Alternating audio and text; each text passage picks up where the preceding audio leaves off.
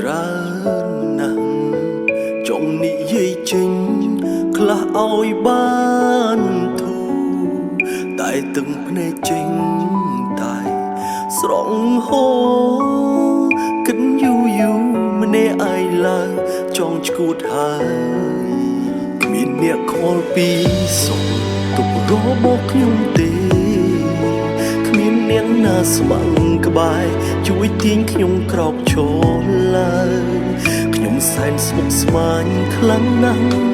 ចង់ស្ទះខួរស្លាប់ទៅហើយចង់ទាញពេលឲ្យត្រឡប់ទៅជាកុមារអាយុកាន់តែច្រើនសម្ពាធកាន់តែធំต้องសំប្រមកភ្នំបង្កើតជាបញ្ហាជំងឺបាក់ទឹកចិត្តតើគួរព្យាបាលបែបណាហូរទឹកនេត្រាហត់នឿយខ្លាំងដល់ហើយអាយុកាន់តែច្រើន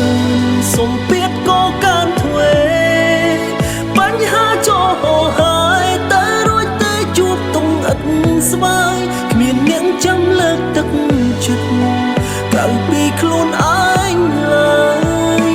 ជីវិតអើយងងឹតឈឹងគ្មានគោលដៅ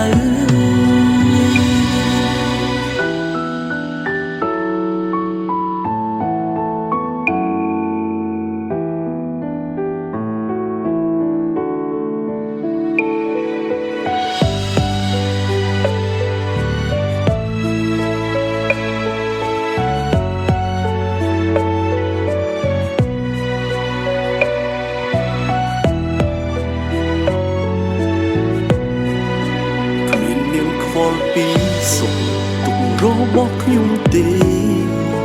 គ្មាននាងណាស្ម័គ្រក្បែរជួយទាញខ្ញុំក្រោកឈរឡើងខ្ញុំសែនស្មុគស្មាញខ្លាំងណាស់ចង់ស្ទះខួរស្លាប់ទៅហើយចង់ទាញពេលឲ្យត្រឡប់ទៅជាកុមារអាយុកាន់តែច្រើនសម្ពាធកាន់តែធំ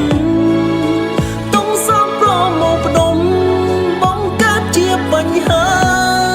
ជំងឺបាក់ទឹកចិត្តតើគួរព្យាបាលបែបណា